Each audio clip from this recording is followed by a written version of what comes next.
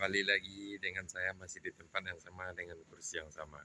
Yuk kita lanjut cerita, masih cerita tentang hantu. Ini saya mau bahas cerita tentang si Wewe Gombel. Tapi di Sumbar itu tidak ada ya orang yang bilang oh ada hantu namanya Wewe Gombel. Jadi si Wewe Gombel nih guys, oh kalau menurut saya mungkin dia tuh hantu perempuan. Sebenarnya kalau dipikir-pikir sebenarnya dia tuh nggak menyeramkan juga sih. Menurut saya tuh dia adalah seorang yang pengen dicintai, bucin bahasa sekarangnya, butuh cinta. Mungkin dulunya tuh dia kalau saya anggap tuh mungkin seperti kayak Pamela Anderson, pemain Baywatch, tahu kan? Ibu-ibu pasti tahu, sama bapak-bapak juga tahu tuh body Baywatch. Punya body yang bagus, pokoknya seksi lah. Mungkin dadanya dipasang implan kali dia. Jadi karena mungkin wajahnya kurang menarik lah ya. Jadi sampai kalau wajahnya bodinya body BMW namanya. Body mengalahkan wajah. Bodinya oke, tapi wajahnya emang nggak kurang dikit. Jadi mungkin dia dulu meninggal dan penasaran. Jadi penasaran yang dicarinya sebenarnya itu dia sebenarnya mencari seorang jodoh tuh, Bu. Jadi dia cari jodoh dengan cara penasaran dia tuh dia ngincar-ngincar anak-anak kecil tuh. Anak kecil tuh diincar, dicari, dan diteteannya mungkin ya. Diteteannya maksudnya tuh. Jadi kalau cerita lucunya sih Wewe Gombel nih guys.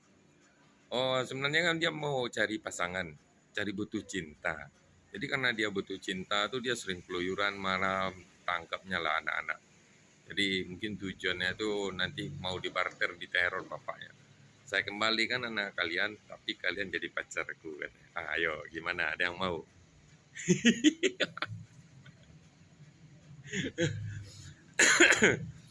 Soalnya gini, Wewe Gombel itu kan dia sering jalan sendiri. Kalau dia pusing di sekitar kampungnya siapa lah laki-laki, setan laki-laki yang mau mas saya katanya.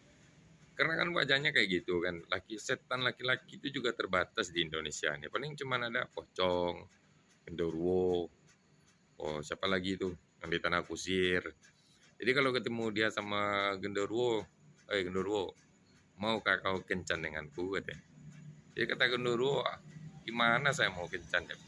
Mau duduk nongkrong di kafe salah, nongkrong di jembatan juga salah. Kenapa tuh genderuwo? Ya badan saya jelek kayak gini, punya bulu hitam semua, emang kamu mau sama aku? Kata si Bebek Gombel nih, andaklah kalau punya pacar kayak bulu aja semuanya, apa yang mau dilihat. Jadi karena dia stres nih Bebek Gombel. Bebek Gombel jalan, pergilah dia merantau ke Jakarta. Sampai ke Tanah Kusir, ketemu lagi tuh sama setan yang laki-laki. Ketika mau didekati sama si Bu Wewe nih, oh udah kenalan, pas jalan pegangnya kepalanya jatuh kan, copot. Oh ini dipikirnya nih kalau pacar saya kayak gini kepalanya nggak ada, apa yang mau saya lihat? Masa pergi pacaran nongkrong di sudut-sudut kuburan atau di semak-semak, kepala pacarnya nggak ada, apa yang mau dinikmatin katanya. Jadi stres sebenarnya si Wewe Gombel. Mau pindah lagi jalan ke daerah lain, ketemu yang laki-laki tuyul.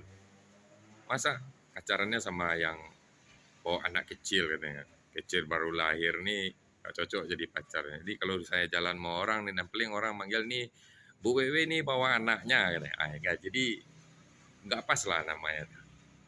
Terus dipikir lagi, pindah lagi, dicari mana lah setan laki-laki yang bisa dijadiin pacarnya. Kita mulai masih pocong. Pas dilihat pocong, kalau saya ajak jalan nih si pocong nih ke Mall Casablanca aja. Masa saya lagi jalan dia loncat-loncat. Kan nggak cocok juga namanya tuh. Jadi itulah kenapa si Wewe Gombel tuh dia suka neror manusia tuh. Diculik anak-anaknya, anak-anak manusia maksudnya itu dibawa larinya ke hutan. Ya paling dia mengharapkan tuh mudah-mudahan bapaknya datang nyari saya, cari anaknya ya ketemu sama saya. Mungkin bisa saya ngajak ngedate. Tapi masalahnya tuh kalau orang anaknya hilang, bapaknya nyari, Yang nyari nggak satu orang, bos. Yang nyari itu rame. 10 orang bawa kayu, bawa bor, bawa apa lagi namanya tuh, kayak besi. Wah ini kalau kayak gini WW-nya juga mikir dia. Oh ini kacau nih orang-orang yang datang nih. Tujuannya mau ngedet nih kayaknya mau dikeroyok. Akhirnya selama 2 hari 3 hari dicariin, ujung-ujungnya si BWW ini kembaliin si anaknya. Jadi kasihan juga ya tuh si Bu WW gombel tuh. Terus saya mau bahas si apa lagi ya? Si kuntilanak. Kuntilanak nih sejenis, kalau sekarang tuh mungkin dibilang tuh sejenis ibu-ibu sosialita. Pengennya nongkrong kongko-kongko sama teman-teman kan, duduk di kafe atau di mall atau di mana sambil ketawa-ketawa. Makanya tuh si kuntilanak tuh kalau ketemu orang tuh suka ketawa. Sebenarnya dia partai setannya sosialita. Ya kerjanya kan nongkrong. Coba aja lihat di film-film. Kuntilanak nongkrong di mana? Nongkrong di pohon. Kalau nggak di pohon tuh, kalau di film Susana tuh dia nongkrongnya di apa namanya tuh, dekat-dekat jembatan, nungguin si Bokir tuh jualan sate tuh. Bokir sate. Nah, itu kan di filmnya kan dibikin cuma satu orang. Harusnya tuh biasanya sih kalau Ibu Kunti ini, kakak Kunti lah namanya. Kakak Kunti ini harusnya kan biasanya kan dia nongkrong di pohon tuh ada satu dua. Tapi kalau kita lihat di cerita-cerita misteri itu kan, Kunti itu kan dia nggak sendiri. Biasanya dia kan jalan berdua, berempat. Jadi kalau ada yang lihat itu di acara-acara penampakan itu kan dia kan terbang dari pohon ke sana, pohon ke sini. Ya itu menggambarkan keadaan ibu-ibu sosialitas sekarang lah. Jalannya rame-rame, yang diketawain itu paling, oh dia lihat orang mungkin, oh itu lihat tuh manusia gayanya kayak gitu, pakai legging keluar tuh. Itu bukan legging sebenarnya namanya itu. Paling digunjingin sama Kunti. Itu yang diketawain tuh. Itu serpetok panjang dipakainya itu, atau kolor panjang. Itu sebenarnya yang diketawain masih Kunti itu. Maka paling ada yang lewat dia ketawa tuh paling lihat gaya kita kan. Oh, lihat tuh manusia rambutnya diikat-ikat, dicepol, diwarna-warnai. Mending kayak kita dong, rambutnya alami panjang, ikal, mengkilat gitu. Sebenarnya itu yang diketawain sama kuntilanak itu. Tapi ini tuh menurut saya ya, oh saya bukan orang yang selalu percaya sama yang kayak ya, mungkin mereka ada. Cuman saya analogikan, saya dalam imajinasi saya paling setan tuh paling iseng tuh. Kan dia muncul karena hanya dalam pikiran-pikiran kita tuh. Terus kayak si tuyul. Katanya sih kalau tuyul tuh berasal dari anak-anak yang habis diaborsi atau yang dibuang sama orang tua, dikuburin, ditangkap sama dukun, itu diambil rohnya tuh, dijadiin dia kayak setan pesusuruh buat mencuri-curi. Sebenarnya kalau dipikir itu kan cerita mitos, masa roh anak yang meninggal diambil terus dijadiin dia jin buat disuruh-suruh. Kan ceritanya cerita hantu. Hantu itu kan selevelnya sama jin, bukan ruh atau cerita yang lain. Nah, karena misi setan itu kan semuanya hanya membuat kita ragu sama membuat kita nggak yakin aja kalau Tuhan itu ada. Terus cerita si tuyul. Tuyul itu sebenarnya sama lah kayak anak-anak. Kamu mau beli mainan nggak? Kamu mau pergi ke warung nggak? Misal kita nyuruh anak kan, mau ke warung nggak mau katanya. Nanti dikasih lebihan lah, mau dia pergi jalan. Nah, itulah cerita tuyul. Jadi semua hantu-hantu yang diceritain di tempat kita nih di Indonesia tuh semua itu cuman hasil imajinasi yang terbayang dalam otak kita yang pernah diceritain sama orang-orang tua kita dulu.